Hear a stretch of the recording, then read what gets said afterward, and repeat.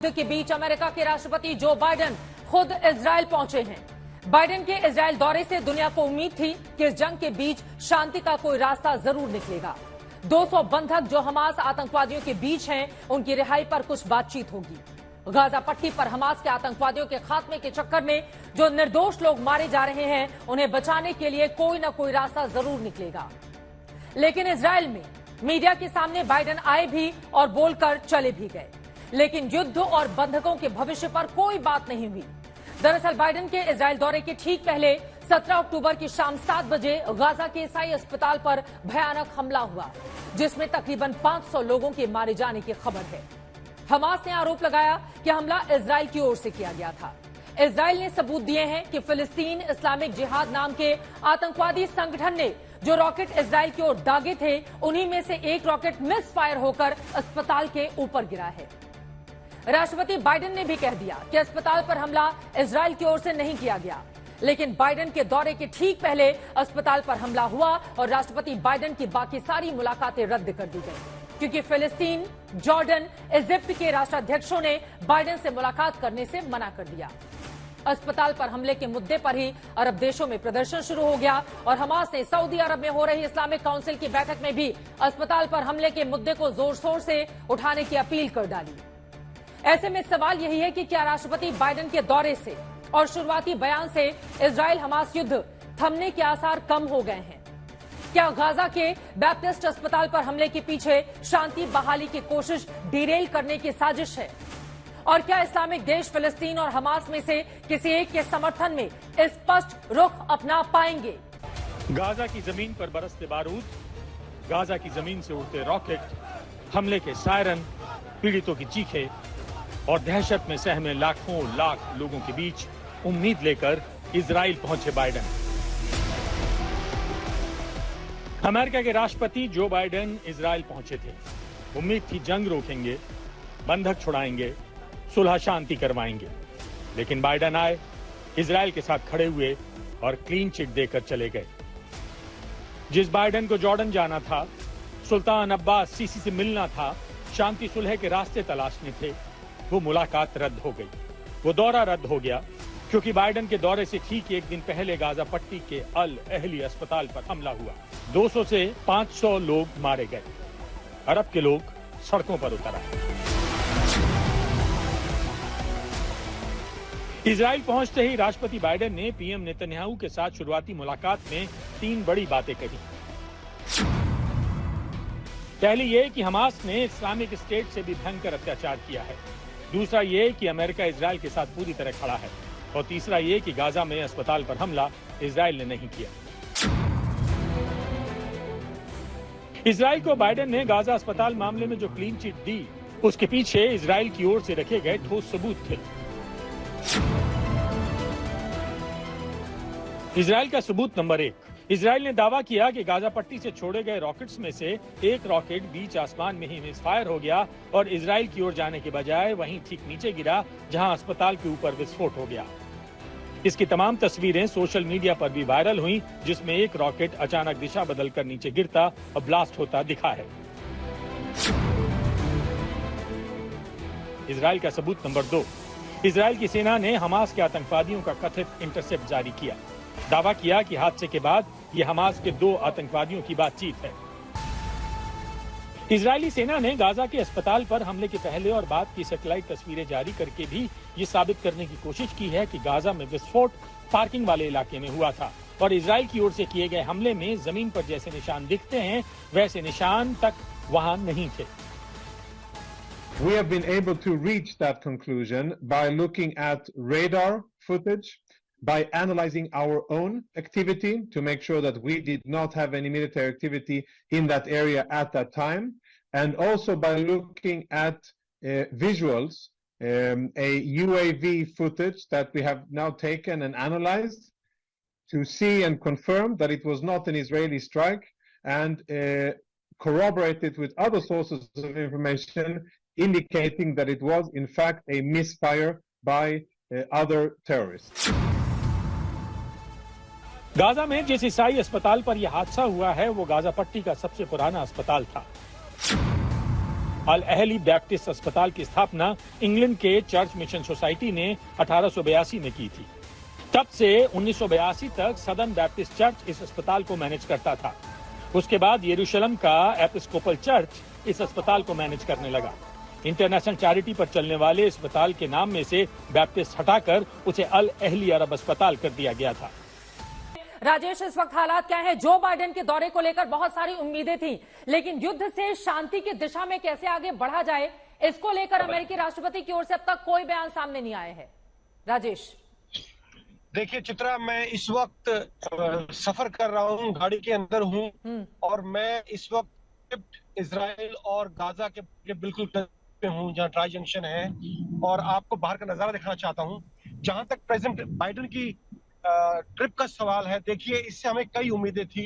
सबसे पहली उम्मीद थी कि किसी तरह का कोई डिप्लोमेटिक ब्रेक थ्रू होगा, किसी तरह से वो जॉर्डन, सीरिया और हिजबुल्लाह को कन्विंस कर पाएंगे कि जिस वक्त इजराइल अपना ऑपरेशन लॉन्च करता है गाजा पट्टी के अंदर, उस वक्त पे कोई इंटरफेयर ना करें, ताकि इजराइल के लिए एक से ज्यादा मोर्चे ना खुल जाएं। दूसरी बड़ी उम्मीद उनकी विजिट से ये थी कि इससे जो सपोर्ट है, खासकर वेस्टर्न अलाइज का, जो थोड़ा डुलता हुआ नजर आ रहा था, वेस्टर्न कंट्रीज का, वेस्टर्न यूरोपियन कंट्रीज का, वो थोड़ा मजबूत होगा। लेकिन इसके बाद ठीक उल्टा हुआ है। लेकिन मैं आपको एक चीज बताना चाहता हूँ, जो टाइमिंग है इस अटैक का, कहीं ना कहीं पूरी दुनिया इस चीज को समझ रही है कि प्रेसिडेंट बाइडेन की विजिट से सिर्फ 6 घंटे पहले अगर इतना बड़ा हादसा हुआ है, हॉस्पिटल पर अटैक हुआ है, तो इजराइल इतना बड़ा कदम नहीं उठाएगा, वो भी प्रेसिडेंट बाइडेन की विजिट से पहले। वो अपने पैर पर कुल्हाड़ी नहीं मारेगा। तो कहीं ना कहीं जो टाइमिंग है इस अटैक का, वो इस तरफ इशारा करता है कि इसमें इजराइल का हाथ नहीं है, और कहीं ना कहीं इसमें हमास या जो और प्रॉक्सीज है ईरान के, कहीं ना कहीं वो इसमें शामिल रहे हैं। चित्रा, बिल्कुल। दोबारा राजेश, मैं आपके पास लौटूंगी। अशरफ वानी इस वक्त हमारे साथ लेबनान बॉर्डर से सीधे जुड़ चुके हैं। आप जॉर्डन में जाकर जो मुलाकात राष्ट्रपति बाइडेन की होनी थी, कई और भी उनकी मुलाकातें जो पहले से फिक्स की गई थी, वो क्या डिरेल हो गई हैं? जिस तरह की मौजूदा स्थिति इस वक्त बन गई है अशरफ, और क्या जानकारी देंगे ग्राउंड जीरो से आप?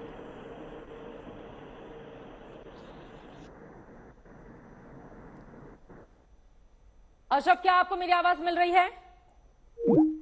अशरफ वानी, अपने संवाददाता के पास हम चलेंगे। हमारे दोनों ही सहयोगी लगातार पल पल की जानकारी ग्राउंड जीरो से आप तक पहुंचाते हुए। राजेश, एक बार फिर से आपका रुख करते हुए, अगर मेरी आवाज आपको मिल रही है, मैं चाहूंगी कि थोड़ा सा आप ड्राइव धीरे कर पाएं, अगर जो भी साथ में ड्राइवर हो, क्योंकि वहां से लिंक में प्रॉब्लम हो रही है और आपका जो वीडियो है वो फ्रीज हो रहा है। राजेश, मैं आपसे अब ये जानना चाहूंगी कि शांति को लेकर जो प्रयास किए जाने थे, माना यह जा रहा था कि राष्ट्रपति बाइडेन जब जॉर्डन पहुंचेंगे और बाकी जगहों पर भी उनके जो कार्यक्रम पहले से निर्धारित थे, जो कैंसिल हो गए, इसके बाद शांति की जो पहल थी, क्या वो डीरेल हो गई है? राजेश,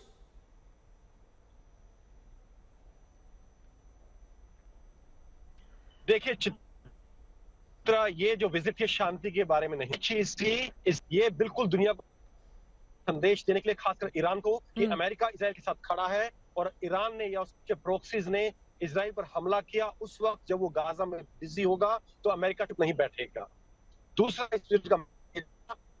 इजिप्ट है, जिसके साथ शांति संधि है इजराइल की, उसको दिलासा देना कि उस शांति संधि पर कायम है। जॉर्डन को ये दिलासा देना कि आपको हम मदद करते रहेंगे, लेकिन आप इंटरफेयर ना करें। सीरिया वालों को ये देना कि अगर वो अटैक करते हैं तो जो अमेरिकी फौज है इस टाइम पूर्वी सीरिया में, वो इंटरफेयर करेगी। तो कहीं ना कहीं इजराइल को फैसिलिटेट करने का इरादा था। तो ये 2 मकसद थे इस विजिट के जी। हाँ, ये था, मैंने बोला कि ये भी एक इरादा था कि जो वेस्टर्न यूरोपियन कंट्रीज है उनका सपोर्ट मजबूत रहे। हाँ। लेकिन इस अटैक के बाद वो थोड़ा ढीला पड़ गया है। ठीक है, मैं लौट रही हूँ आपके पास। अशरफ, सीधे आपके पास आते हुए, ग्राउंड परिस्थिति क्या बनी हुई है और राष्ट्रपति जो बाइडेन के इस इजराइल दौरे से क्या हासिल हुआ, ये सवाल पूछे जाएंगे।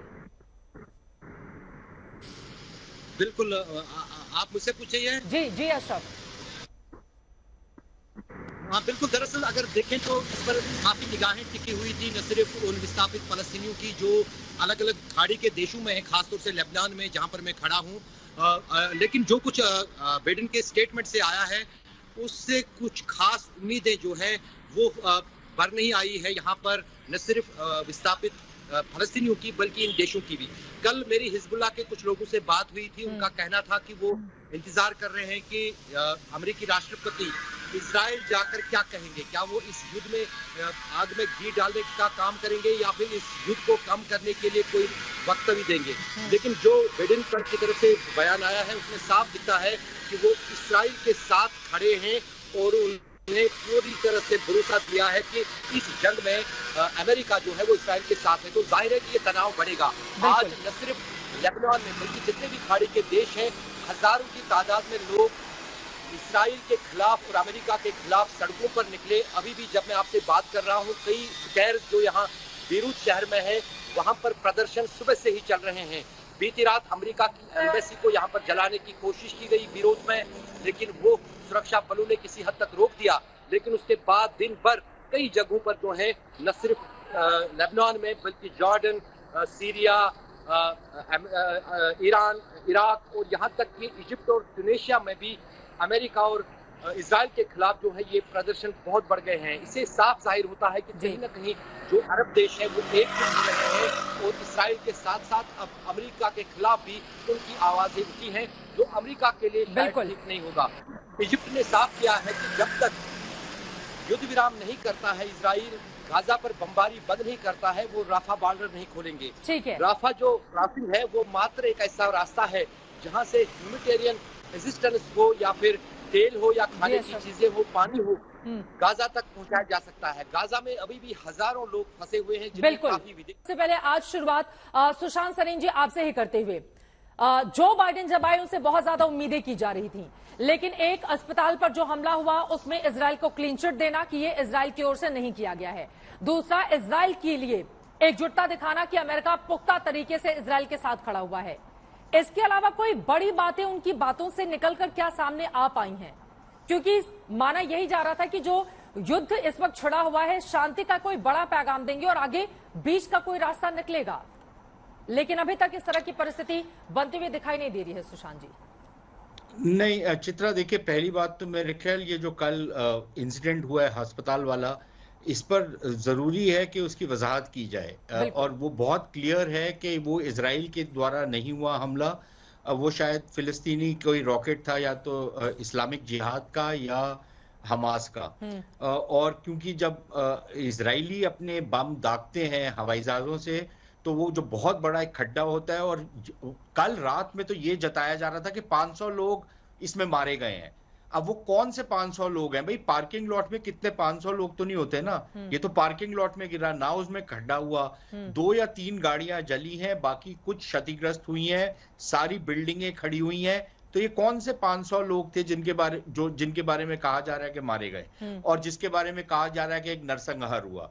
और ये कंप्लीट एक प्रोपेगेंडा कैंपेन चलाया गया है हमास, और जिसको बोलते हैं पैलीवुड, जैसे हमारा बॉलीवुड है, एक हॉलीवुड है, तो ये पैलेस्टीनियंस का एक बन गया पैलीवुड के, जहां पर ये इस तरीके के दृश्य दिखा करके जो वीडियोस वायरल हो रहे हैं जिनमें छोटे छोटे बच्चे जान गंवाते हुए नजर आ रहे हैं। नहीं, वो देखिए उसमें कई बारी वो जो है जो डॉल्स होती हैं उनको भी पेंट वेंट करके दिखा देते हैं कि ये कैजुअलिटीज हुई हैं। लोग मारे जाते हैं जरूर, मैं ये नहीं कह रहा कि लोग नहीं मारे जाते, लेकिन उसके कारण क्या है और वो क्यों हो रहा है वो एक अलग बहस है। अब आइए आप बाइडेन साहब के ऊपर। मेरे ख्याल अमेरिका ने पहले दिन से ये बिल्कुल क्लियर कर दिया था कि अमेरिका जो है वो जो हमला हुआ इजराइल में उसके इजराइल के साथ वो खड़ा हुआ है बिल्कुल, और वो इजराइल की बिल्कुल पूरी तरीके से पुष्ट पे है और इजराइल की हर किस्म से मदद करेगा। बिल्कुल। दूसरी चीज, अमेरिका नहीं चाहता कि ये जो जंग है ये गाजा से आगे बढ़े या कोई सेकेंड या थर्ड फ्रंट खुले, और अमेरिका की तरफ से एक चेतावनी भी गई हुई है हिजबुल्लाह को और ईरान को कि आप इसमें हस्तक्षेप ना करें। तीसरी चीज ये कि अमेरिका जो, और आपकी रिपोर्ट बिल्कुल सही है कि जॉर्डन और मिस्र और बाकी देशों के साथ भी जो उनके इतिहादी भी हैं उनके साथ वो बातचीत कर कर उनको ये कि भाई आप अपनी जनताओं को ठंडा करिए, आप इस पर जो आग भड़कने ना दे अपने देशों में, क्योंकि आपके यहाँ पर भी अस्थिरता फैल सकती है और आप कोई इसमें हिस्सा ना डालें। तो मेरे ख्याल अमेरिका एक 3-4 तरीके की चीजें करने की कोशिश कर रहा है। अमेरिका लेकिन ये मूड में नहीं है, वो ये तो जरूर कहेगा इजराइल को कि आप थोड़ा सा धैर्य रखिएगा, आप बिल्कुल ही आपे से बाहर होकर मत अटैक करिएगा और सोच समझ करके करिएगा, जो भी आपने अब फौजी कार्रवाई करनी है वो सोच समझ करके करिएगा, कहीं ये ना हो कि आप कुछ ऐसी काम कर दें गुस्से में जिससे आप फिर फंस जाएं और हालात जो हैं और ज्यादा खराब हो जाएं। तो मैं कल ये 3-4 चीजें थी जिसके करके बाइडेन गए थे। वो कोई शांति का संदेश लेके तो शायद नहीं गए थे, वो उनके समर्थन में गए थे, और ये बहुत क्लियर बात है। यानी कि कुल मिलाकर जो युद्ध वाली परिस्थिति है वो यूं ही चलती रहेगी और उसको फिलहाल रोकने वाला, खत्म करने वाला कोई दिखाई नहीं देता है। लेफ्टिनेंट जनरल संजय कुलकर्णी जी, सीधे आपके पास आते हुए, हमास के खात्मे की बात हुई थी, लेकिन जैसा कि सुशांत सरीन जी जानकारी दे रहे हैं, उनका यह कहना है कि बहुत सारे प्रोपेगेंडा के तहत वीडियोज भी वायरल किए जा रहे हैं जिनमें डॉल हो सकती है, फिल्मों की क्लिपिंग्स हो सकती है, उसके जरिए एक अलग तरह का सोशल मीडिया पर वॉर फैलाने की कोशिश की जा रही है ताकि सिंपैथी हासिल की जा सके यहां पर हमास की ओर से। लेकिन कुछ ऐसी ऑथेंटिक तस्वीरें भी हैं जो विचलित करती हैं, जिसमें लाखों की तादाद में गाजा पट्टी में रहने वाले वो लोग हैं जो एक से दूसरी जगह जा रहे हैं, फिर वहां पर जगह नहीं मिलने पर कुछ लोग वापसी भी कर रहे हैं। इस तरह की भी कई तस्वीरें सामने आई हैं। अगर ऐसी ही परिस्थिति बनी रही, हमास को लेकर हमले जारी रहे और प्रतिकार का उसको हक है, वो कर रहा है, लेकिन जो आम फिलिस्तीनी है फिर उनका क्या होगा? सवाल तो पलटकर ये भी पूछे जाएंगे कि उनके अधिकारों का क्या? चित्रा जी, इस पे कोई शक नहीं कि आज फिलिस्तीनियों के लिए ही ये अब परेशानी हो रही है। हमास तो एक आतंकी संगठन है, इसमें तो कोई शक नहीं है। बिल्कुल। लेकिन प्रेसिडेंट बाइडेन जो गए हुए हैं अब अपने टेल अवीव में, उस मकसद से गए हैं कि किस प्रकार से इस जो पूरा मसला है इसको शांत किया जाए, क्योंकि अमेरिका इजराइल के साथ खड़ा है, इसमें कोई शक नहीं है। और अमेरिका चाहता भी है कि एक ह्यूमैनिटेरियन कॉरिडोर दिया जाए, और इजराइल जो है वो गाजा के ऊपर हमला अगर करता भी है तो उसको ऑक्यूपाई करने की ना सोचे। जिस प्रकार से अभी चल रहा है एयर स्ट्राइक्स के द्वारा, ड्रोन्स के द्वारा, मोटर्स के द्वारा, आर्टिलरी के द्वारा, उसी माफिक ही गाजा के ऊपर कार्रवाई चलती रहे, लेकिन हमला ना करे। चौथी बड़ी बात जो है, ये जो आज जो हादसा हुआ है अस्पताल वाला, ये मेरे साथ भी कई बार हुआ है, होता है फील्ड फायरिंग केस में, इसको बोलते मिसफायर हो जाता है, शॉर्टफॉल हो जाता है, और ये वही हुआ है, मिसफायर और शॉर्टफॉल। इसलिए अगर आप देखेंगे, अगर एयर स्ट्राइक होएगा तो धुआं निकलता है, और इसलिए आप देखेंगे कि जो भी तस्वीरें आई है उसमें सीधी आग नजर आई है। तो जैसे ही कई बार इस तरह के मिसफायर और शॉर्टफॉल्स होते हैं, जो कोई बड़ी बात नहीं है, और ये मिसफायर और शॉर्टफॉल्स हुए हैं क्योंकि ये जितने भी इनके बॉम्ब्स बने हैं, ये ईरान की टेक्नोलॉजी से क्रूड बॉम्ब्स हैं जो गाजा पट्टी के अंदर ही बने हैं, बाहर से स्मगल होकर के नहीं ज्यादा आए, जो उन्होंने खुद बनाए, अपने सुरंगों के अंदर बैठ करके बनाए। तो इस तरह की तस्वीरें भी दिखा रहे हैं संजय कुलकर्णी जी, वो तस्वीरें भी सामने आ गई हैं, हमारे दर्शक देख रहे हैं। आप अपनी बात को भी आगे बढ़ाइएगा, मैं जल्दी से बता देती हूँ। बहुत सारे रॉकेट दागे जाते हैं, आप ये देखिए ये तस्वीरें, इसके जरिए आप समझ पाएंगे कि हालात कैसे हैं। कई सारे रॉकेट आपको तस्वीरों में दिखाई दे रहे हैं, और अचानक से फिर वहां पर अस्पताल के पास वाला जो हिस्सा है वहां पर ब्लास्ट हो जाता है।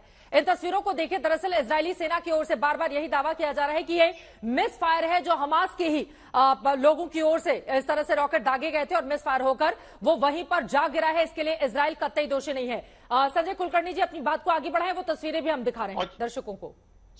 और चित्रा जी, अगर आप देखेंगी तो गाजा का जो डेप्थ है कहीं कम से कम 6, ज्यादा से ज्यादा 12 किलोमीटर है। तो इनके जो शॉर्टफॉल्स होते हैं वो गाजा पट्टी के अंदर ही गिरते हैं। नेक्स्ट बड़ी बात है, ये एक पुराना क्रिश्चियन हॉस्पिटल है जहां पे बहुत सारे शरणार्थी आते हैं। तो जैसे सरीन साहब कह रहे थे कि वो उस इलाके में क्यों है, वो अपने कार पार्क में क्यों है, ये सारे शरणार्थी सोचते हैं ये सेफ हॉस्पिटल है, यहाँ पे जाके अगर हम शरण ले लेंगे तो बच जाएंगे। और ये जो फायर हुआ है, ये जो हॉस्पिटल के ऊपर से हुआ है, प्लस इजराइल के जो एयरक्राफ्ट है, रेडार साफ दिखाता है कि उस वक्त पे एयरक्राफ्ट इजराइल के उस इलाके में नहीं थे। प्लस जो कॉन्वर्सेशन, कम्युनिकेशन टैप किया गया है, उससे भी साफ जाहिर होता है कि वो एक दूसरे से बात कर रहे हैं और बता रहे हैं कि शायद वो सिमेट्री बगल में है। लेकिन अरब कंट्रीज तो मानने को तैयार नहीं है। राष्ट्रपति बाइडेन का जो आगे का कार्यक्रम था उसको भी यहां पर होल्ड करना पड़ा, कुछ कैंसिल करने पड़े। तो उधर से तो बिल्कुल आक्रामक तरीके से इन तस्वीरों पर अब एक अलग ही वॉर वाली स्थिति बनती हुई दिखाई दे रही है। बिल्कुल, मुस्लिम्स और नॉन मुस्लिम्स में दो जबरदस्त जो एक गुट बन चुके हैं, तो एक सिंपैथी फैक्टर लेना चाहते हैं और वो दिखाना चाहते हैं। जॉर्डन और इजिप्ट, ये पैलेस्टीन अथॉरिटी के राष्ट्रपति महमूद जो है वो भी दिखाना नहीं चाहते कि वो अमेरिका के साथ खड़े हैं या किसी प्रकार से अमेरिका के साथ लेकिन मुझे ऐसे मैं मानता हूं कि बाइडेन साहब के जाने के बाद मसला जो है वो ठंडा होगा। जरूर जॉर्डन में प्रोसेशन निकलेंगे, आपके लेबनान में प्रोसेशन निकलेंगे, Hezbollah will be testing the waters, कुछ नहीं कर पाएंगे। धीरे धीरे करके जो इजराइल का मकसद था गाजा पट्टी को बर्बाद करना, हमास की लीडरशिप को खत्म करना, हमास मिलिटेंसी को, टेररिस्ट ऑर्गेनाइजेशन को समाप्त, काफी हद तक उन्होंने पा लिया है। अब जो पैलेस्टीनियन इस्लामिक जिहाद है वो अब देख रहे हैं लीडरशिप के लिए कौन लीडरशिप लेता है गाजा पट्टी के। हमास का खात्मा होना जरूरी है। एक सुर से आतंकवाद को लेकर जिस तरह की आवाजें उठी हैं, लेकिन दूसरी तरफ अगर आम जनता उसमें पिस रही है तो उसको लेकर अब क्या कदम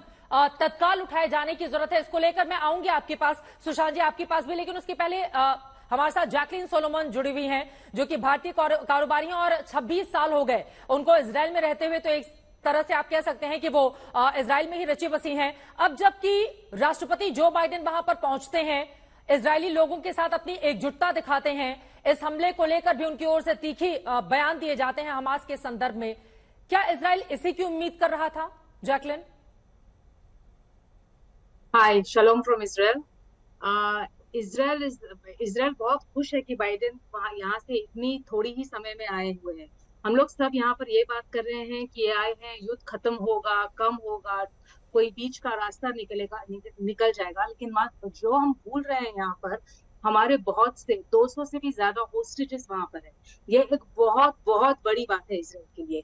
ये एक वजह हो सकती है जिसके लिए हम अभी तक ग्राउंड इन्वेजन भी नहीं कर रहे। मेरा मानना है कि बाइडेन जी का आने का एक बड़ा रीजन होगा ये होस्टेजेस वापस लेके आना इजराइल। उसको लेकर कोई बयान लेकिन उनकी ओर से नहीं दिया गया, ये भी एक हैरानी की बात रही अभी तक। बिल्कुल, अभी तक तो सिर्फ 3 घंटे हुए आने को, और आई एम श्योर बहुत सी मीटिंग्स और इम्पोर्टेंट डिस्कशंस में होंगे। मेरे हिसाब से बयान इजराइल के आज शाम तक आ जाना चाहिए इस बारे में। मतलब आप पूरी उम्मीद कर रही हैं कि कोई ना कोई बयान इस संदर्भ में जरूर आएगा। अजय जैन जी हमारे साथ इस वक्त जुड़ चुके हैं, उनके पास मैं चलूंगी यूएसए, लेकिन गौरव महाना जी हमारे साथ बहुत देर से जुड़े हुए हैं। गौरव जी, सीधे आपके पास आते हुए, अब आगे किस तरह की उम्मीद की जाए? क्या इजराइल की ओर से इसी तरह से हमास के खात्मे तक के लिए हमले किए जाएंगे गाजा के अलग अलग हिस्सों में, और वहां से ऐसी ही तस्वीरें सामने आएंगी जो ऑथेंटिक तस्वीरों की मैं बात कर रही हूं, हम दिखा भी रहे हैं अपने दर्शकों को? क्या यही परिस्थिति बनी रहेगी? जी चित्रा जी, आई थिंक सबसे पहले तो मैं बोलूंगा जो हॉस्पिटल में हुआ बॉम्ब ब्लास्ट, आई थिंक काफी चिंताजनक विषय है। बिकॉज ऑब्वियसली हमास, हमने देखा है कि जैसे सौरभ जी और लेफ्टिनेंट जनरल भी बोल रहे थे, संजय जी, के जिस तरह से वो अपने आप ही अपने लोगों पर अटैक कर रहे हैं और अपने लोगों को मार रहे हैं, बहुत बड़ा चिंता का विषय है। आई थिंक हमास एक टेररिस्ट ऑर्गेनाइजेशन है, ये हम सबको पता है। ब्रिटिश गवर्नमेंट, अगर मैं उनकी बात करूं तो हमास को और पैलेस्टीनियन स्टेट दोनों को रिकॉग्नाइज नहीं करते। तो आई थिंक ये इंट्रोस्पेक्शन चित्रा जी, ये तो इंटरनली मुस्लिम कम्युनिटी में होना चाहिए पहले, कि जो हो रहा है वहां पे वो एक्चुअली सही हो रहा है, उनके लोग खुद ही मर रहे हैं। मैं इन सब चीजों में एक और बात बोलूंगा, हमको ये भी चेक करना चाहिए कि ये पाकिस्तान की तरह और पाकिस्तान की मिसाइलें तो नहीं है जो पाकिस्तान में गिरती रहती हैं।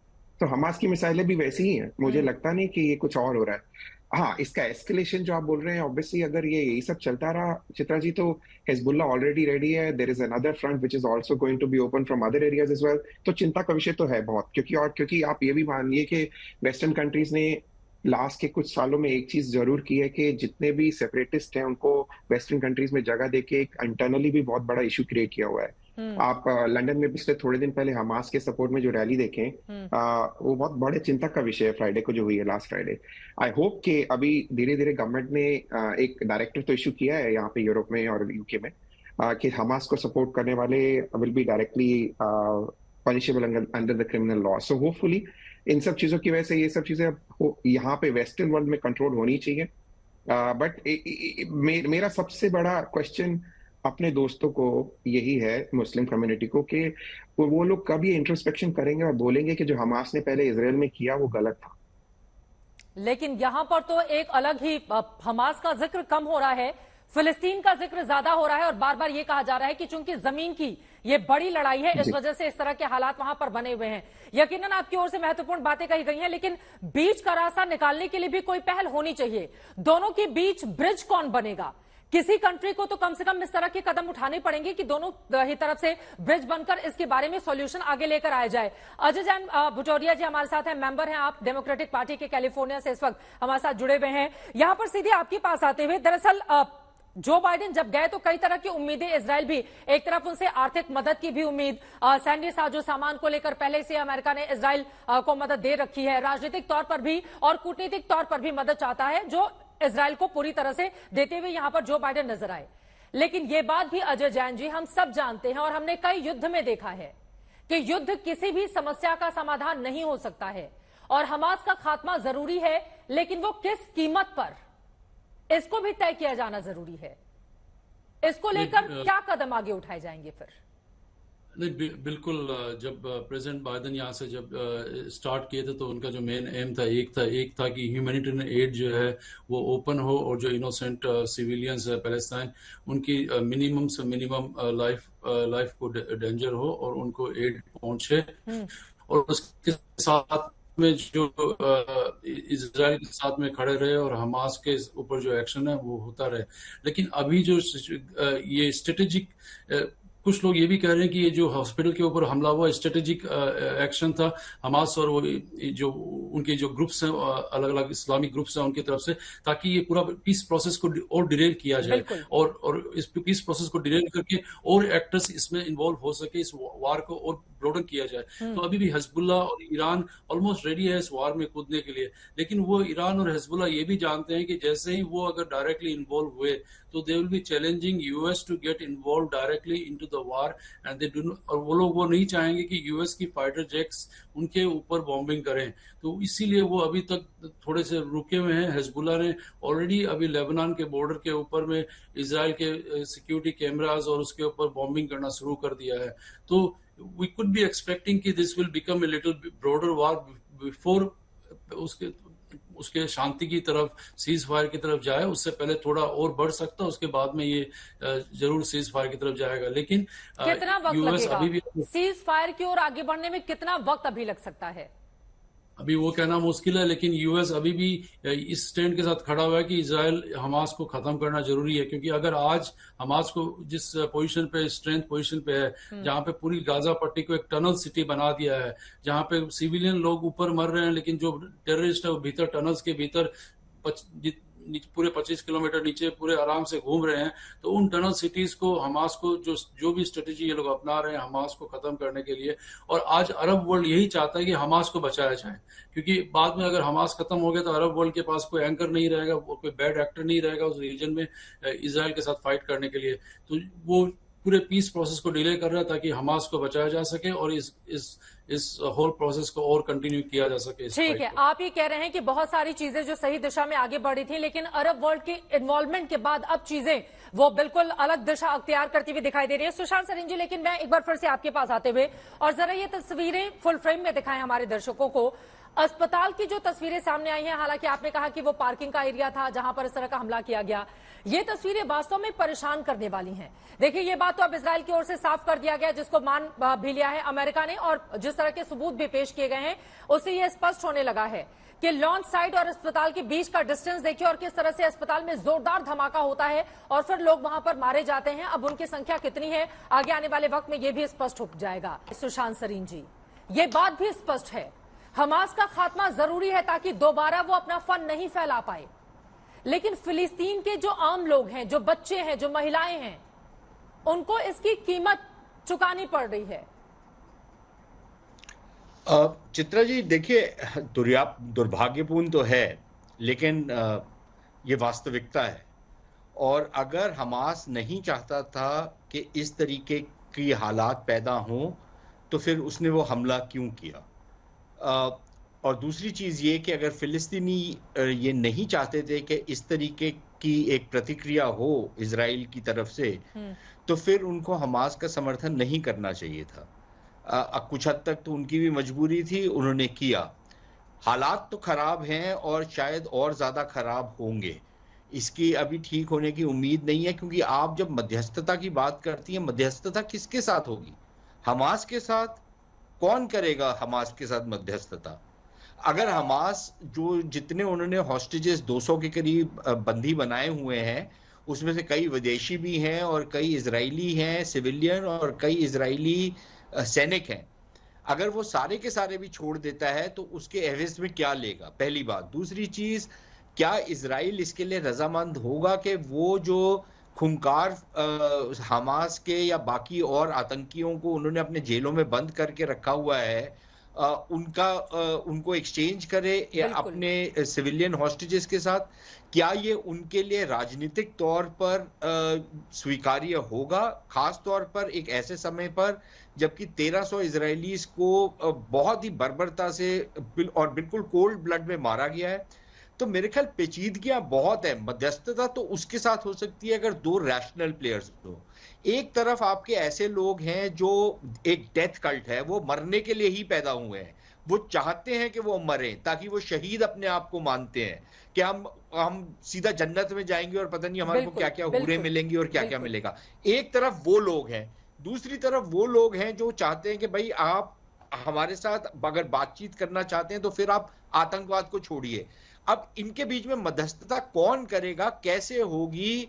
मेरे ख्याल ये बोलना आसान है लेकिन ये करना बहुत मुश्किल होगा। दूसरी चीज ये कि वो जो अरब देश थे, OIC की मीटिंग हो रही है उसमें किस तरह की उम्मीद? मध्यस्थता यहाँ पर हमास को लेकर नहीं, ईरान की ओर से धमकी दी जा रही है। जॉर्डन में जो बैठक होने वाली थी वो रद्द कर दी गई, तो कई कंट्रीज इसको लेकर यूनाइट हो रहे हैं फिलिस्तीन के समर्थन में, और वहीं दूसरी तरफ इजराइल के समर्थन में अलग स्थिति है।